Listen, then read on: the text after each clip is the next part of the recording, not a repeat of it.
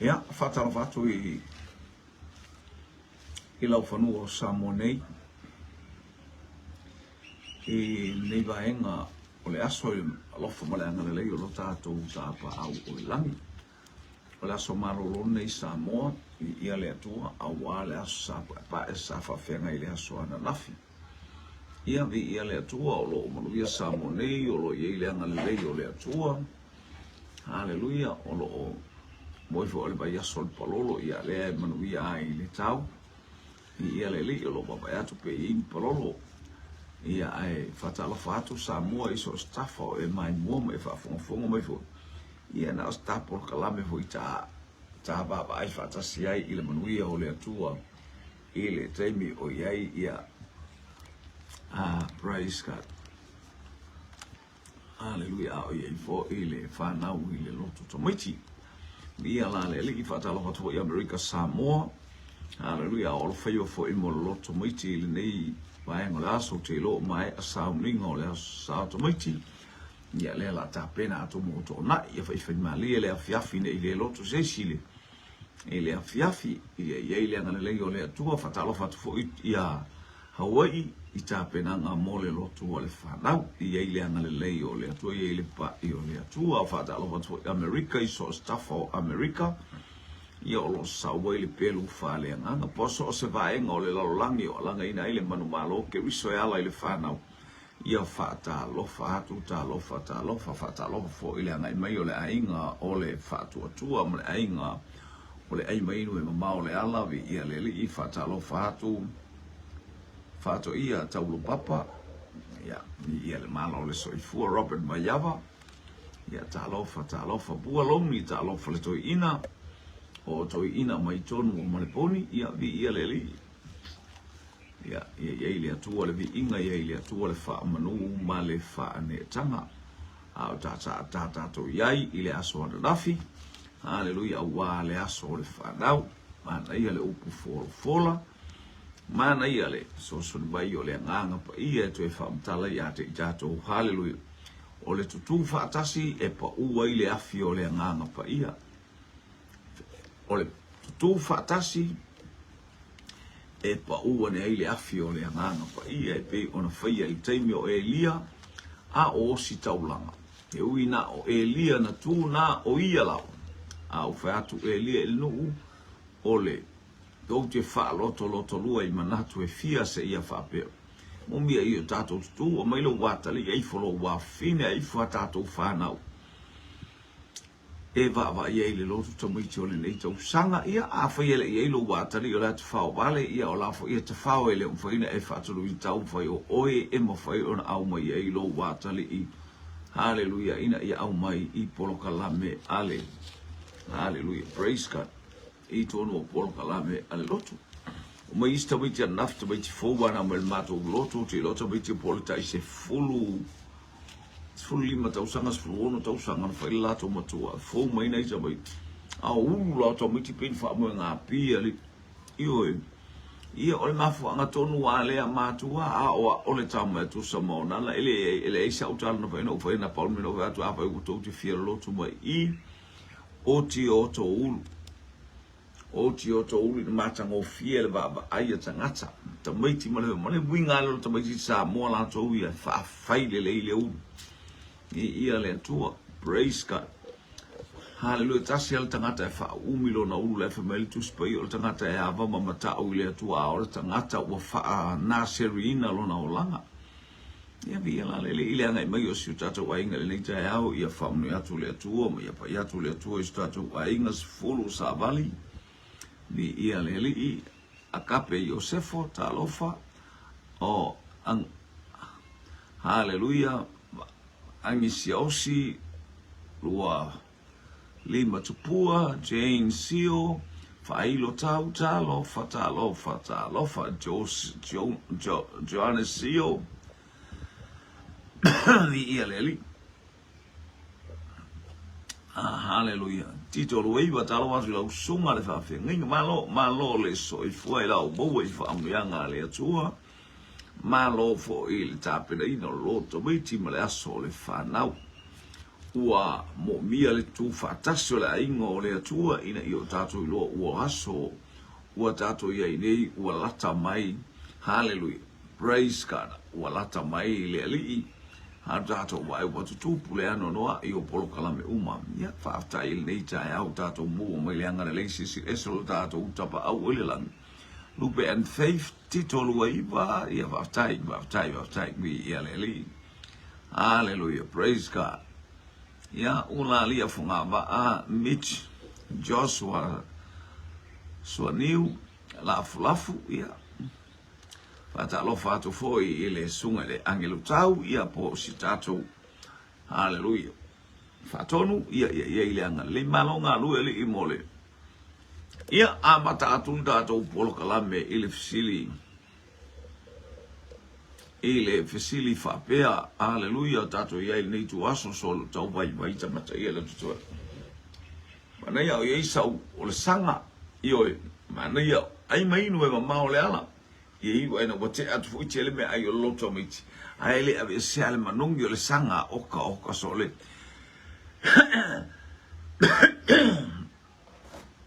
mi ya le ya nga lele atu le baenga ole ta fa fo wina ta nielu ta lofa lava vi ya le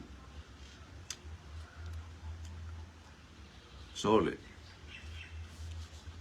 Ia ole atu watu ia te oile lisi ole au whaasala, ia mata rea ana whaasala ta maiti o le leo le whaia onga e nofo le whaia onga mafue ta maiti. Ia balo pouks ma, ta alofa Jeremiah C3, hallelujah, vi ia le atu ole. Tato visili mua le neita yao, hallelujah. Praise God, right? O whea le maunga na ave i ele ta maititi o isa ako, e osi taulanga ai lona tama. O whea le maunga na o isa ako. Malona tama e whai ai taulanga. O ai le ingoa le maunga. Na osi taulanga ai.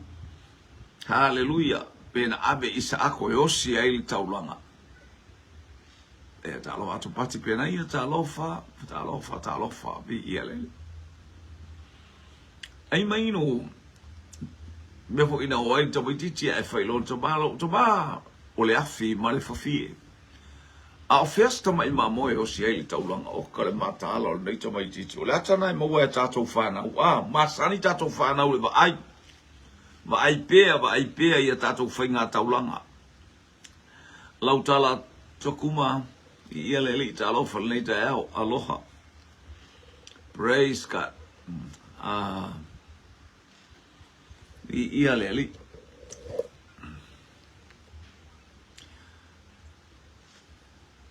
Ma ai pea tātou whanau i mea e whaia, i mea e whai. E uen tātou whalonga pe pese ai lātou le lotu a.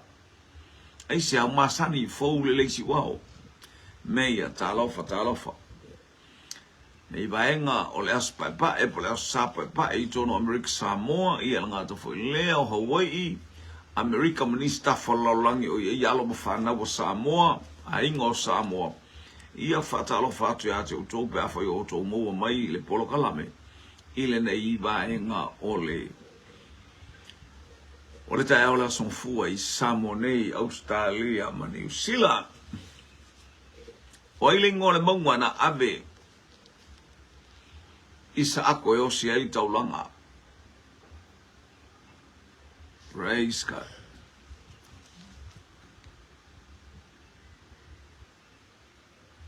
Ia na tonua wape na ulatoi. Ia o le supo, ia le wa mai sanga mana ia wa mai sanga e tu ia o le sanga e mana ia ai mainu. Ia istangata e mo mia le supo a. Ia le atua le tatou polo kalame le nei tae au. O ai le ingoa le maunga. Ia leo o tale mai le angelu tau o le maunga lai le pā. Ia o vai ngalu. O vai ngalu le moria. Ia whaaftai. Tasil tātou tali wanga i mai o Moria, ai mainu e mamao le ala. Hallelujah, hallelujah.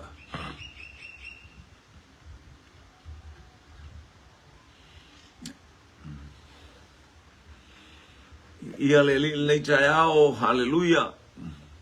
Fatala patro America Samoa pe o mo mai stama postene ya o fo istasio mo mai malole so fo mana ia fatino ngol nei taiao no mata tu ai I le loftu noa. Hallelujah, I polka la me lai tabiti malato siva o kale au lei. Marine lo au hama. Talofa lava.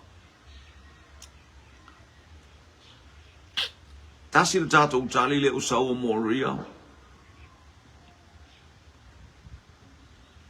O ai le ingoa le maunga na o si taulanga ai I le tamaititi.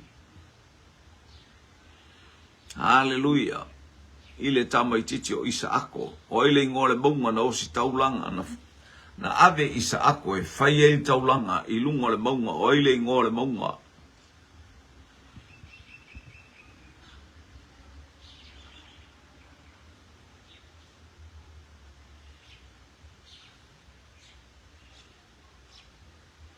Ia le li tasi al tatou tali. E wanga I mai. Mo mia pes tatou tali se wha po se lima. Kia whai ele atoa ba le wha ma le lima. Ia ele taulanto e alwatu se sfesidi. Ia le atua tamu wha atoa mai tatou tali e lima pe o tatou tali e wha.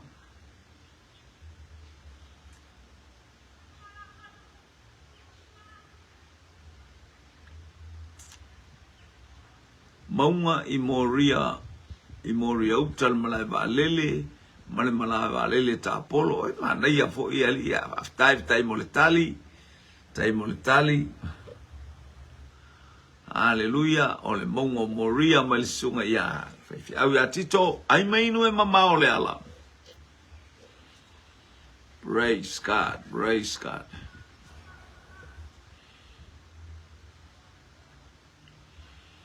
Le maunga, what's the name of the mountain that Isaac, that Abraham took his son to sacrifice? Ia le li sara la salo talofa. Maslin Elia, ia le li. Praise God.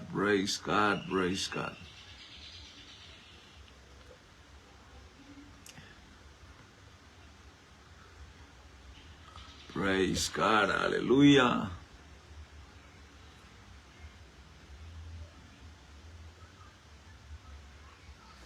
Ia. Utilo wa lava ia tali e lua e tali ai ai molo sila fia e tau ana e moa se mea lelei mai le li e tauna e mata ma e mai taua. Ia whaitau o Moria o le ingoa le o le bonga na osi ai taulanga I le tamaititi o Isaako. O le ata whaalia leo Keriso. Hallelujah. O le maunga o Moria. Lea na whaasa tauro ai Keriso po le wata ua. O le maunga o le urupo o. Awa o le maunga le na tutui ai e Isa Tavita. Le ulu o Koriata. Matutui ai na matanua ina lea na tanua ile. Lea na tutui ai le sa tauro Keriso I lungo le ulu le manu malo le whaelo ingo le manu malo Keriso. Hallelujah. Wow. To I lalo satani mana au ia le li. Praise God. Le lani sangala talofa. Ia le li. Ia. O le isia tato fesili. Praise God.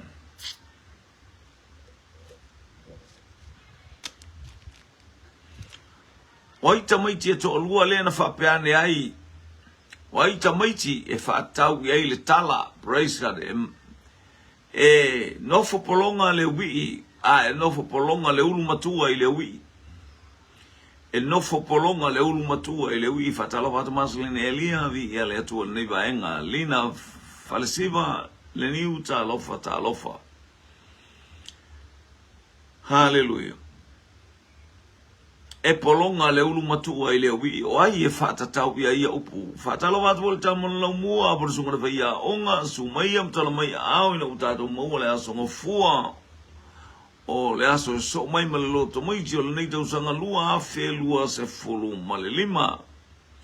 SP le toa talofa lava. Leilani sa ngala ia malo le soifua. Ia le utali mai le angelu tau o e sau mai a kopo. Io na ifsilia tatou te baba ia tuai e toe faa malosi e pia tatou baba ia tu fa le fato tua. I le aso le whanau o tamaiti ia le tau tuli atu. O tamaiti ia na. Wai tamaiti na whapeane e ilo la le atua. Haleluia ilo la tina. E nofo polonga le ulu matua i le wi. Pati sava inaya talofa. Ia le o tali mai le angelu tau. O e sau mai a kopo.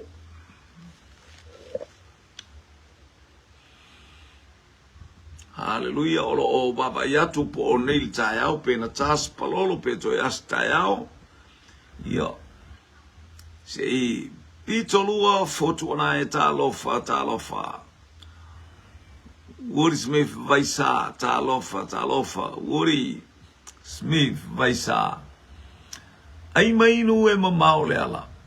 Tasini tatou tali wa maua mai o ai e whatatau i ai upu nei e nofo polonga le wii e nofo polonga le ulu matua i le wii lani tavita whatalofa atu le ainga mai haleluia i tāno aleia talofa tāno aleia alofa tele mo le ainga vi i ale ali praise God. Ia palolo supa ia la ngoso no fa into palolo supa li ole palolo sup ia ole tayao nei tayao le palolo supa ia telo ai pesa ta palolo tamale ai i ngata yo o mangele pi rich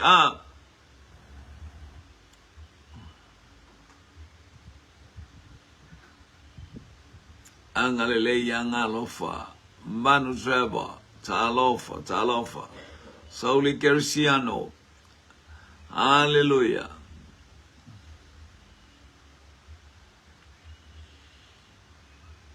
Ia le atua, leo wapea mai o tio sio, ia matito, sole, talofa li, naitoi ina, ia wa matutua naitoi ina, o aina fai iai, o ai e whatau iai le upu. E nofo polonga le ulu matua i le wi. Le wanga i mele tātou tali e tasi, a lo whaatali penis tātou tali. Lua tali na tali e tātou fesili mua, a le watasi, pero nise afa ese tālofa.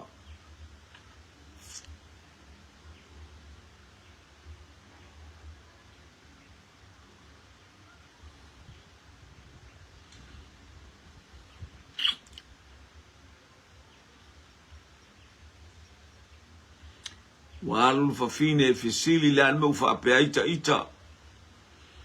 Wata fia whanau au wa esele me watupu ilo to manava.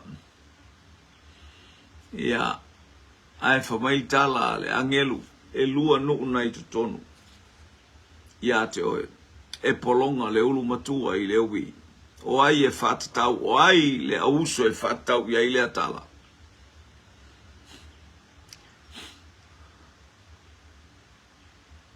Talo patu ula faleni.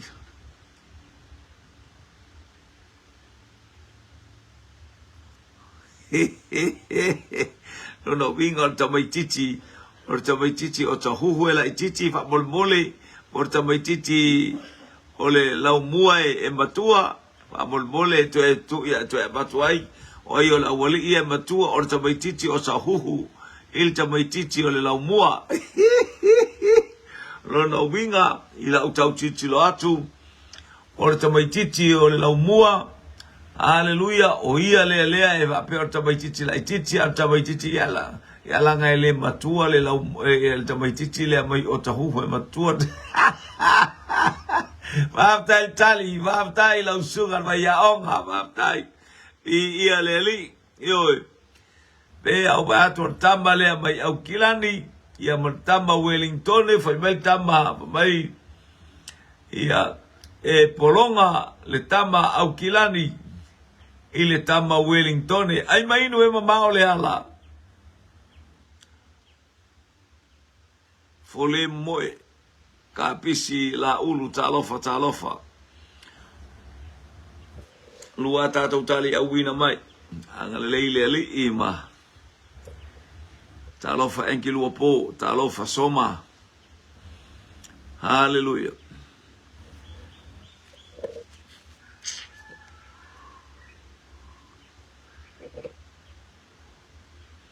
Ia wa.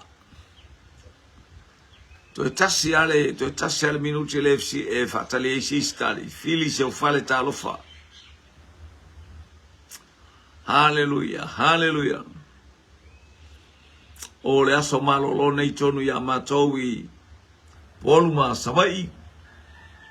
Ia o lo fai le aso malo lo o au fai ngā luenga le malo. Ia le li, ia o le au fai ngā luenga lea e faa manatu ai se malo longa maile o sao le whanau. Ia o le aso malolo la o le aso loto maiti.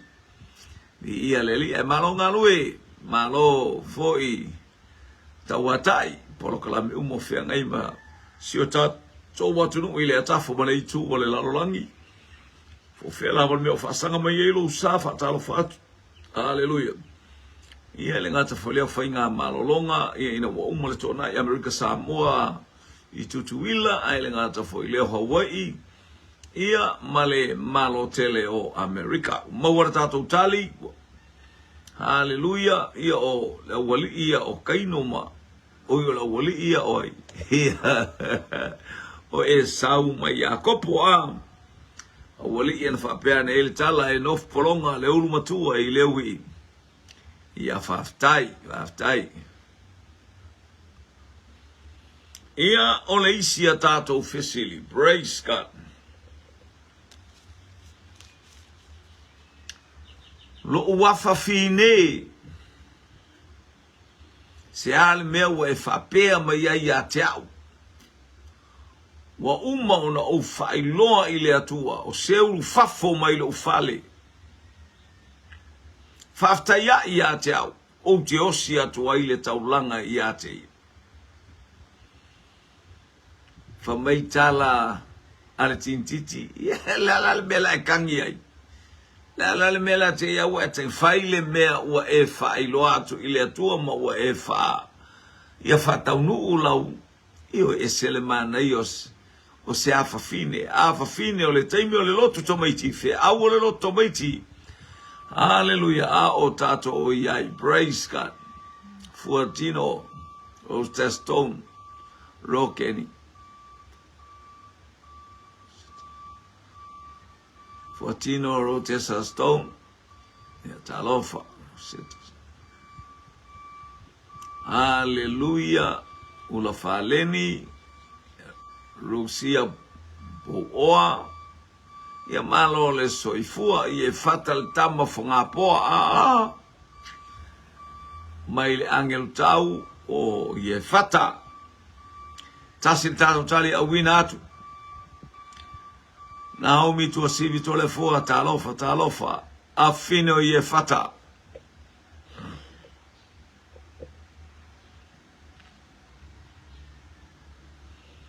Pa talofa atu ai foi fa manu atu le sa o mavai atu loto maiti mo nai maiti uma pu o lato wata manga i mai ai lunga o le Facebook. Hallelujah. Ya malole.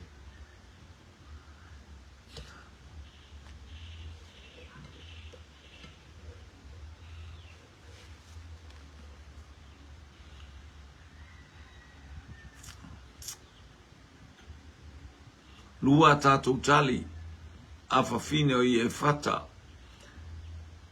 Ia, i e whata mai le laumua, ia, lea. Ia whaftai.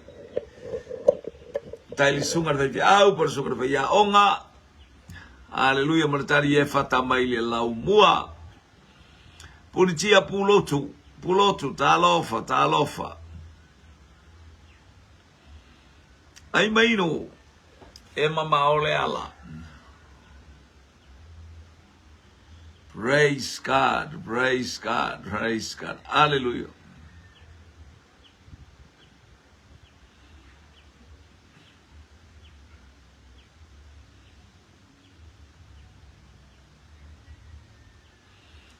Talofa tauris mataia, talofa.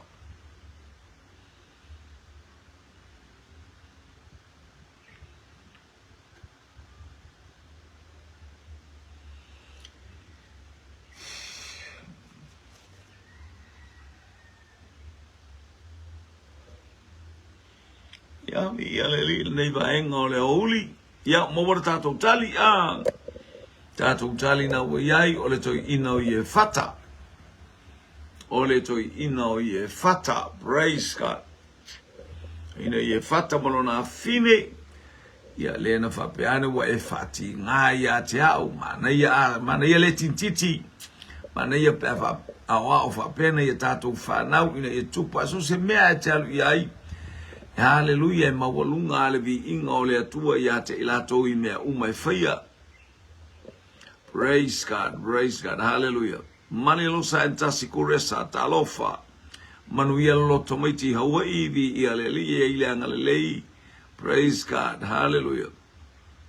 Ia whaftai mo whamunuianga mai te atatu. Ia po Glen Innes, mai le tua fini ia tua sivi, vi ia le li, vi li amuna nai, ta lofa, o le isi a tātou fisili. Praise God, hallelujah. Alu e tau le fe au lea, e le wha mangaloina le pango tā le a inga, ona o la e tilo a iai mea la e whai a. O ai e whātatau iai. O ai lea na alu le tamaititi le tau iai. E le whaamangaloina le pangotai le ainga e whaavavau. Ono le tilo le mele tauna whaia ai whaia. Mau pipi manulua o. Mau pipi talofa, lita. Manulua. Tau iai e le whaamangaloina le pangotale a inga e whaavavau ta le titi le neita mai titi.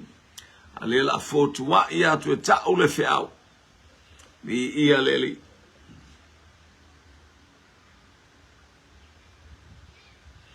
Ia tapane foi wai mataulia o le teimi o le tau le tangos tangata I le supo o le teimi o le. I teimi le o le tātou. O tātou to na I o le lo tomaiti. Ia e na ole ala fau mula ole urupua na ole ala fau la ba mu ole urupua ia sa tapa iai ia praise God tali mai Mikaele o tamaititi o tahuhu oi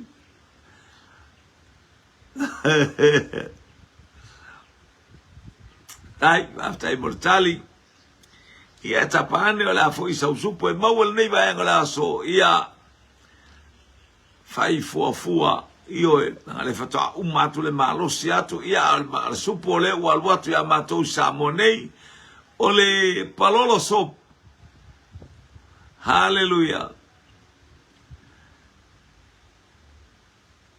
male lupe soup o kasole wo te ilo tanga tu le afia le sa mo se o te mai tapu ele ali au tango atu oka o lupe oka vatalo fatu mingao fasom fale o polo talofa tike mulipola ni ia leli ai mai no e mamao le ala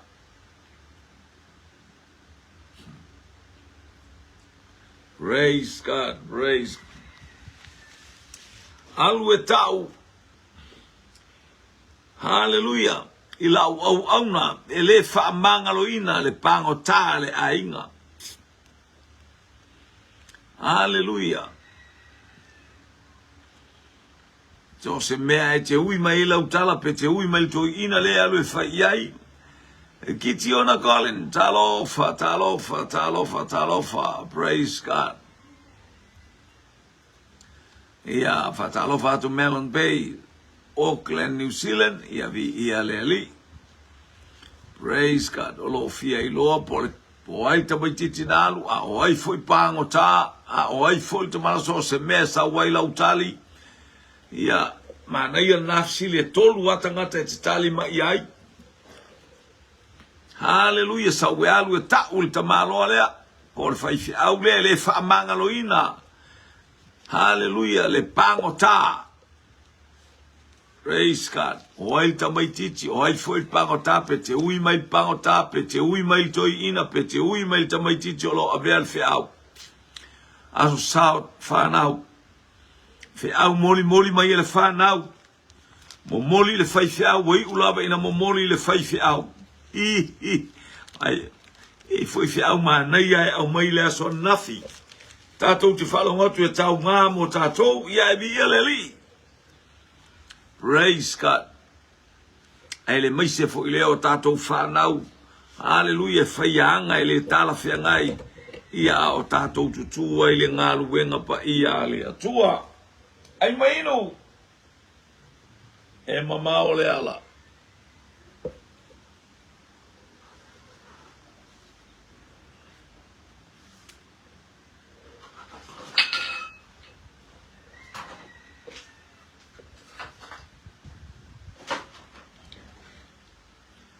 Hallelujah, hallelujah. Ele e stato tali usau. Praise God. Marceline Elia talofa. Ale ainga le mai. Mai na mo uto mana mo tai. Alofa tele atu. Malole. Fatoto awale asale fanau. Praise God.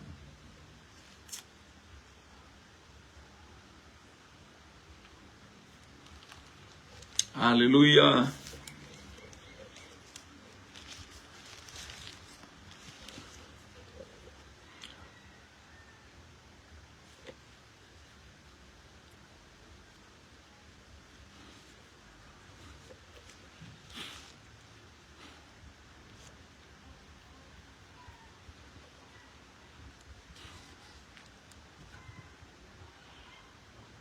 Luama tongia lelei. Luama tongia lelei talofa. Talofa lava via lelei. Praise God. Fili seu fale. Elei maua mai astali o tato ufisili lea. Praise God.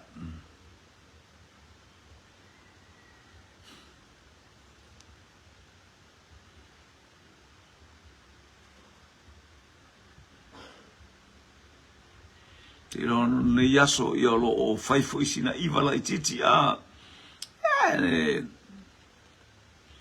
Hallelujah. Patala vatfo I Amerika Samoa, Hawaii, ia. Pi ona iai le sapa pa ema le malo teleo Amerika. Ni si tuo le lalangi iai, fatala vatfo ula faleni, vi ia le li ima ia. Iai le angale le o le atua. Famaitala le atua saue alu e tau I saue alu e tau e le whaamangaloina le pangotale a inga e whaababau. E le ngatala o aile tamaititi na alu e tau le whiau. Ona o le whiau o le tātou te iai lunga o whiau o le lotu tamaiti. O aile tamaititi le na alu e tau le whiau. O aile ta mana alu e tau ia o ai foi pangota fa ele fa manga loa le pangota ona o lana fa na ula vale le fa longo ia te ia ai sili in fa le anga le fa le o le atua I mela to te fai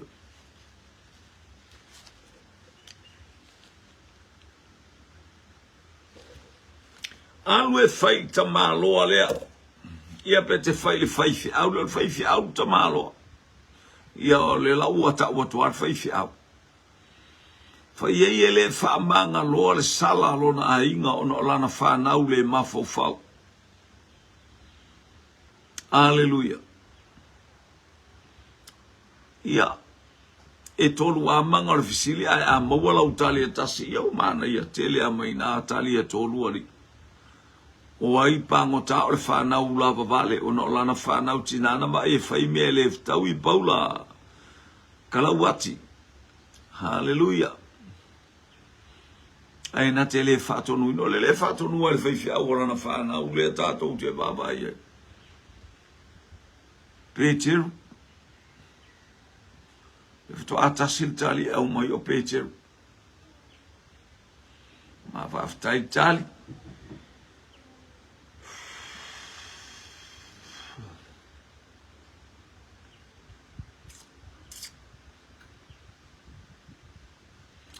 Faita malo au tuale ma fau ala na whanau. Ti ngā whoio na ia tilo te oi tangata ewa ai ala e whai mele anga ila na whanau. Ala e tu whau ai whai.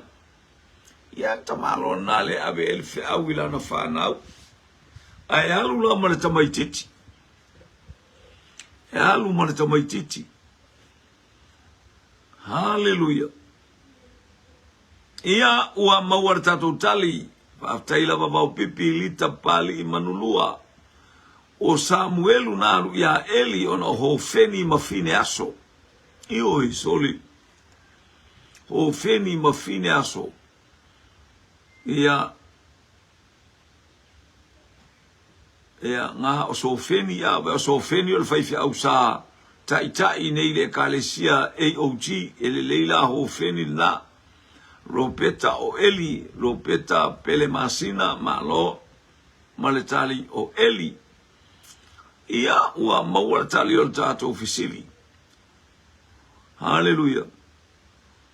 Ile algo le tamaititi o Samuelu fatonu le faifi au o Eli le anga miole ale whanau ho feni mas fine aso. Ia tauan sila ma le toa iai. Hallelujah, ia tātou whanau.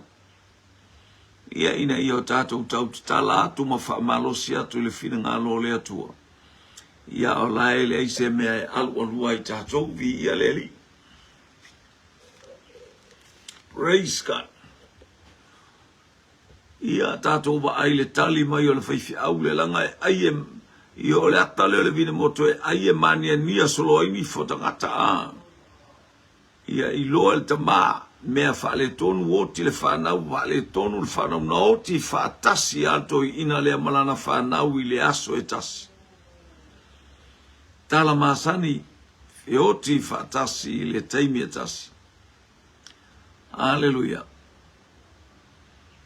Ana Maria Tali auli talofa malo le soifua. Ti kei mulipola malo le soifua. Ia le li fa talofa tu foi no tato mowal ne ia songofua. Ia a o tato o iai. Ile aso malo lo le asao le loto meiti na mabaya tu nei. O li se tato fisili vi ia le li. Praise God. Hallelujah.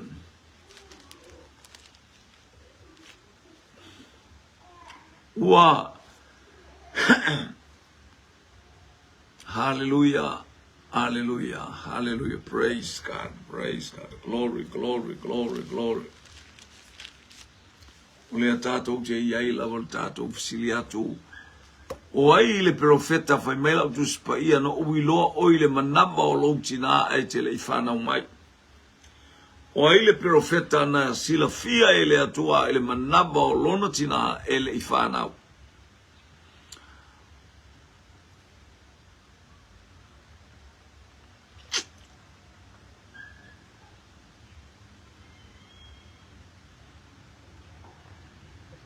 Profeta sa ele manaba o lona tina na iloa sila fia le watato iloa ai. E sila fia I tatou ele atua I mea umalaba.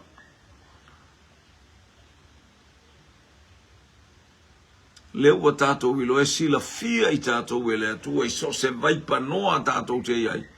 E o lama I tātou le I whanau mai wa sila fia e lea tua. Mau pipilita bali I manulua ma le tali Yeremia. Whatala whatu teine lea mai tonu o Waikiki mali lo satasi kore satala o fatala o manuia whainga o lau pepa il nei aso. Ia ele ngata fo i leo sfanau. Hallelujah. Tali mai rope tama pele masina. Hallelujah. O Jeremiah. Kitiona Collins. Jeremiah.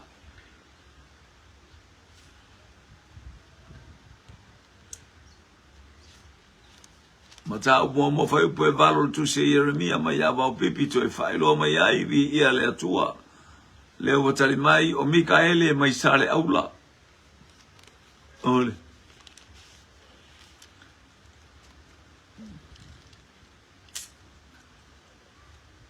na o wilo oile manaba o loutina e tele I whanau mai aele I mumule afi sale aula wa o wilo oe whaftai o Jeremia, maya Mike. Mau pipi Jeremia mtau mo fai upeli ma ya uasa o le tali. Uasa o le tali. O Jeremia na iloa fa pena le ata e fai lo ya toe. Le ale nga yo inga au wa ma fofo o loto lo e wasila fia ele atua me uma. Wasila fia ele atua mea uma.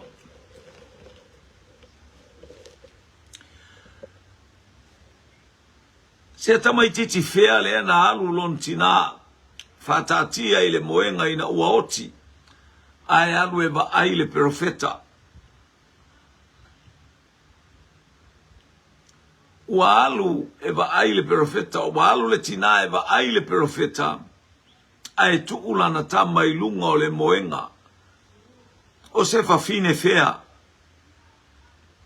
O fea le nu o le fafine lea ma le ainga o le fafine lea. Tu I lunga o le moenga. Ai alu eva ai le profeta ina ua oti lana tama.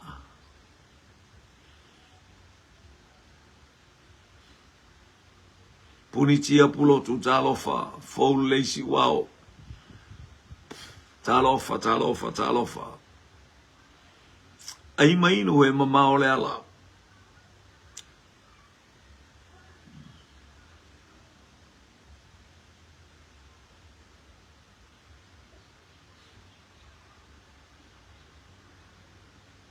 Tulo faia po, tulo faia, talofa. Praise God. Hallelujah.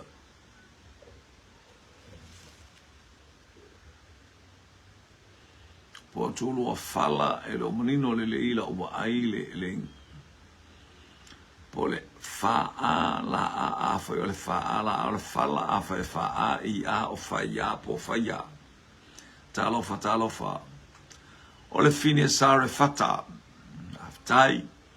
E sau mai sune mamai rau peta pele masina. Hallelujah. Praise God.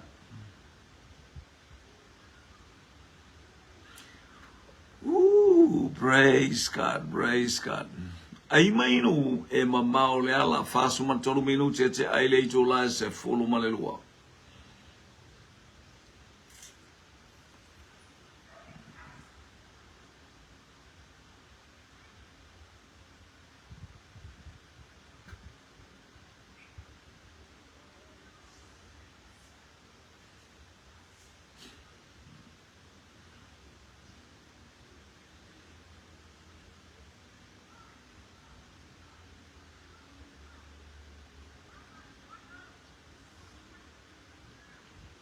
Hallelujah. Valerie taufao talofa. Fafine safata if you already got it there. Sanapua, safata I sanapua. Fafine sanapu I safata. Ia whaftai. Na mula ulu. Inu polonga talofa. Oh, hallelujah. Malole soifua. Praise the fairly fine. O fea sa wale fine na whatatiela na tama. Ilunga le moenga. Ai alu ya Elisaya. Tele ifayatu wa isemeae na ifayatu wa awete ole mayata. Ule wote na tamaititi. Hallelujah. Sila fia leleia le profeta semana onga ilona loto ifayatu efa. Ole abatu lau pepe. Ia ana wapupul tama alfe auso na alu ma aveta meje aiwa ai ini ana vivao pe ai fo ini ana sasalapa mama ia arta maitichi o taluai le alfia fio tama wa mawale atali ya le wa mai ai ya le walu le tina tu ilunga le moenga ai nga ia tu ia fafine safune savai ia faftai sheli leipen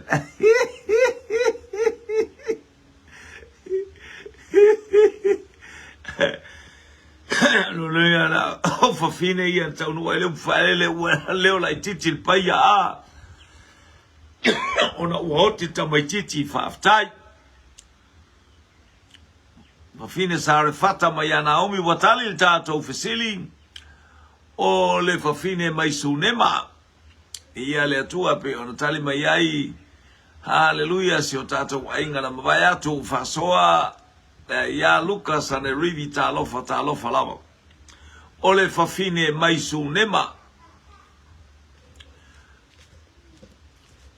O ai faife aulai tiana eva ai el tuspa ia el feanga inga fou.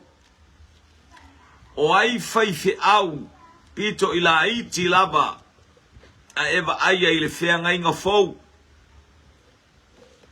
Ile feanga inga fou. Talofa tu saba ia lo ai lo pote pa au talofa ile feanga inga fou o ai faife automaitina e tilo iai hallelujah glory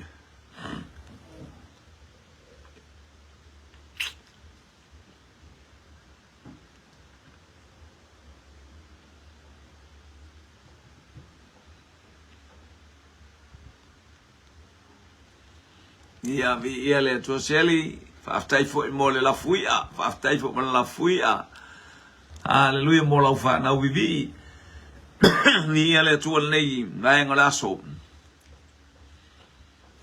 o ai le faifi au pito ila ititi ia la ngale kula li le ulu al faifi au le la ititi ali ole le fa pe mai ko sto ino tito hallelujah ia la ngale ele po le ulu o faifi au ai mai no e mamao le ala o ai faifi au pito ila Haiti fetu fo mayava Tito Matimoteo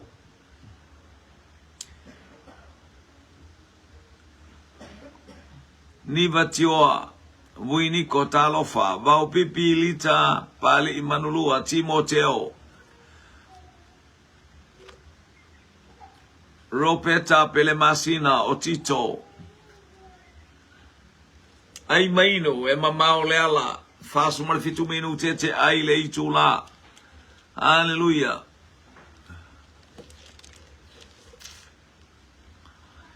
ia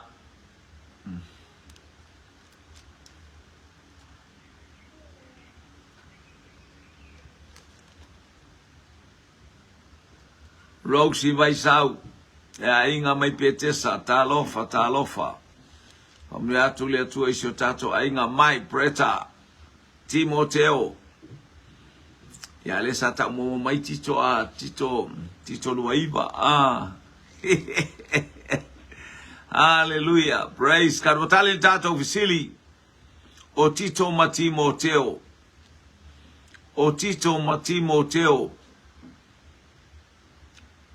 o feale no na fai awai Timoteo o feale no na fai awai Timoteo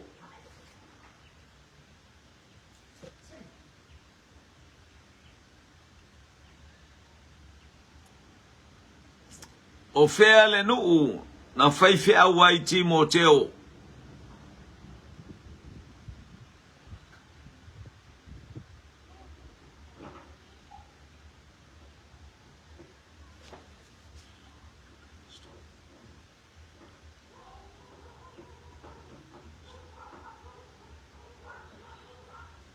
O fea le nuu na faife au ai Timoteo. Ai mainu. He mamao le ala. Hallelujah, hallelujah, hallelujah. Ya talo fat foi le uso angai mai tausi I Rafaele ia vi ia le li. Fea le nuu na faife au ai Timoteo. Ai mainu. He mamao le ala. Tabaiti la iti o talamou. Atu ele atua au wale fe au male. Tabaiti ti lea. Ma ailo na ainga e tatalo le tina o le tina u fa solo to I maia u fia lo na olanga. Se stepu matango fia ma se olanga e fausia mai le tatalo. Se olanga e fau malosi. Hallelujah. Pea la e tausi mea ai paleni. Leo langa o Timoteo alifsilie iai o fea le nuu na faife au ai Timoteo o fetu fau mayama maletali o Efeso. Efeso.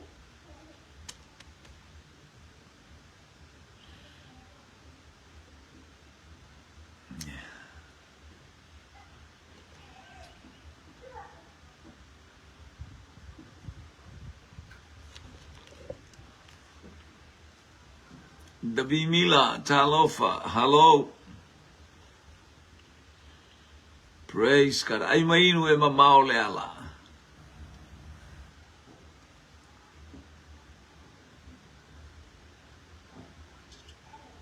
Tale mai kitiona o Mactonia, Baftai. Tue luan tatou tali, le ai malenu na faife awai Timoteo. Ai mainu e mamao le ala.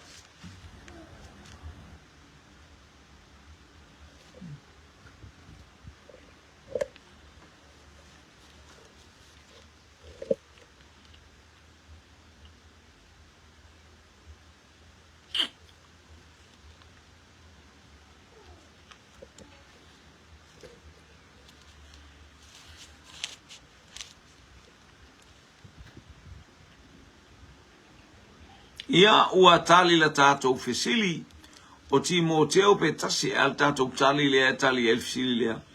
Le tali mai ai tatou fesili lea o le nuu o Efeso.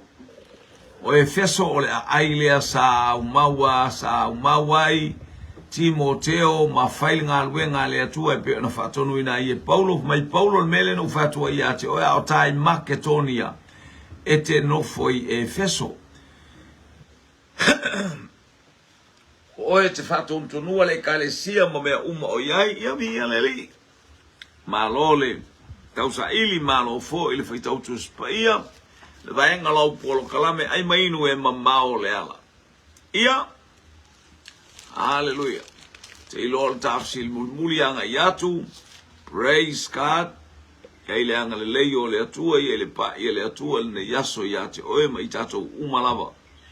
Hallelujah.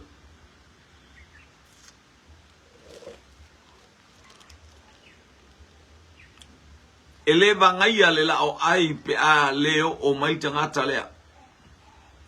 Eleva ngaia le la o ai pe a le inei o ia. O ai ana le tala a o ai fo I le io o mai. O ai e ona le tala. Eleva ngaia le la o ai se ia inei o ia. Tato tu efsili na mo nei vaenga o le afiafa ni atu le atua. Eleva ngaia le la o ai. Hallelujah, se inei oia. O ai tangata lele o I. A o ai fo I ana ia upu eleva ngaia le la o ai. Pe a leo o mai tangata lea fa mole mole.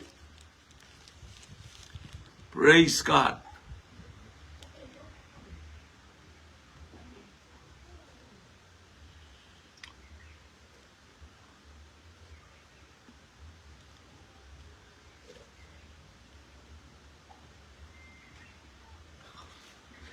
Haleluya.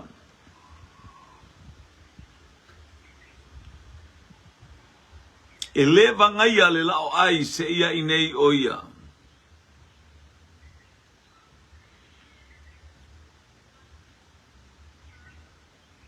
Le malu tani elu pele talofa talofa.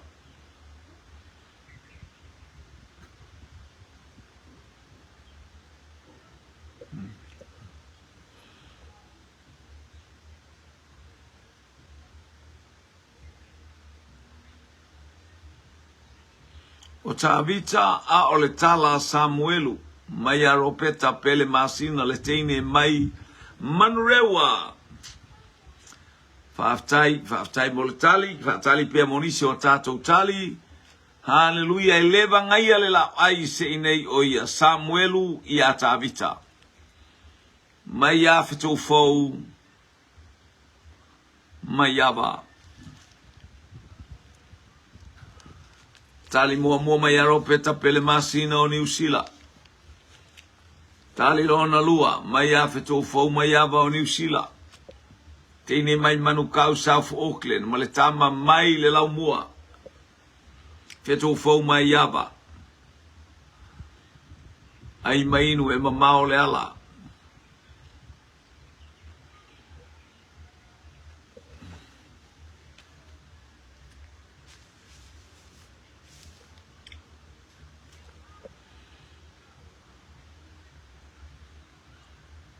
Kitiona Collins, Samuelu, e o ngatala au Tavita, o le wii, waftai. Ailini sai sola fatalofa, le ingale mai Australia vi ia le ali. Lo fatu, ya manuia nai whanau le loto meiti o mawai atu, wa manuia atu le asumalo lo. Hallelujah.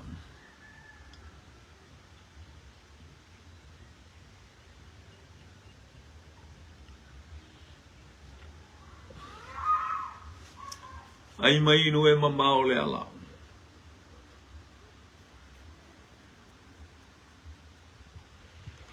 Praise God, praise God. Ia, o le tātou fisili muli na, ia ma le whaiunga fo ina o le tātou por kalame moli le nganga whaaftai le aingo le whaatotua, ma lo le sa ili, ma lo le sue, ma lo le whaatotoa, ia ma lo fo i whaitau tu spaia.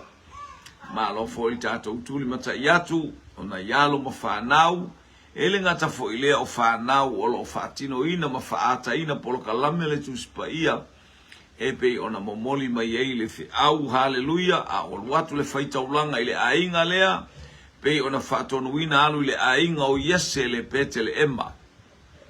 Ele ma sani ai na alu se osi taulanga i pete le emma. A waile o petele e mai o si ai taulanga le nu. Hallelujah. A se mea i fate i ai le tilo mai o le ainga. O sa vali atu o le o si taulanga o Samuel. Ia le li. Hallelujah. Tātou te ilo i ei se mea o tupu i lo ainga i ei se mea o whaamanuia i lo ainga i ei fo i se fe awe moli lo ainga. Na mala au aita malo o yese pete suma ea. Hallelujah, mo le file mu, ia whaatu i oi. Sau e osi il taulanga ia i opa, ele o se mele osi a in taulanga ia i loa, ma e whaaftai i le atua. Se mea e whaia whaapea i le atua ia te oe. O le osi taulanga uanga i atu i le whe au whaapitoa i lo wainga. E ngata fo i lea tali le leia le osi taulanga i pi o na anga i atu i te oe, anga i mai i te au. Ina ia i whaamanu i anga le atu. Wa anga i mai whana ua iese leo singo le taulanga, pa ngā lele o iese tasio i lātou nei. Aile o whai taulanga i Tavita, a o Tavita o loo i le lafu mā moe, wa uma i lātou e le iese tasi na whaa, manuia ina i leo singo le taulanga o le sa ilingo le tupu, po le whau unga o se tupu mo Israel. Ae mawane, o le tamala i uta i le vau. Fai mai Samuelu ia iese, o toe ea se isi o lau whanau, mai iese toe a o le tamala i uta ele o amana ia. ai ngalo ia Iese o le lumanai manuia lea o lona aiga. O le lumanai manuia lea o le malo. O le lumanai manuia lea o le lalo langi atoa. Pe maile atua ia tavita. Hallelujah. Praise God. Ile thea ngainga masima o lo tautala ile atua ia tavita. Te whano fo ia o ile no foa. Ile no foali e whaavau o lo lau whanau. E manu iai mea uma. Via le atua tatou iai o le tali o le tatou fisili. O upo le o si taulanga o Samuelu. Na whailo atu e ala ia tavita. Praise God. O le lumanai o si tamai iti. Ai a mata mai lona olanga ile ola tautua. Hallelujah. A mata mai lona olanga ile olanga whamaoni. Ile olanga vama ai mea manu iai lona ainga na abele lafu moe ona ole a au mai ele atua lona olanga. E fai o se taitai moe lelei o le mea yanga iai moe na teilo le mea fata oto ai le lafu. Na teilo fo ile mea fainu ai le lafu. Na teilo le ataimi ma le ataimi o fita ma whaingata. Ia vi ia le atua. Tula ia tu. E ofo atu lona ola a ile taua ma koriata. Ea. Tō lona ola i lona lima isea. Ina ia lavea ina Israel. Ia wanuia le atua. Ile whai unga foi o le aso nai whanau. O mawai atu le astala sa eva ai. Sa profeta ne ilo watali. Pora se pesi sa pesi ne ilo wafine fa evangelia ne ilo watali. Ea ele whai lea mo i tā ua. Ele faile mo i tātou nei vai aso.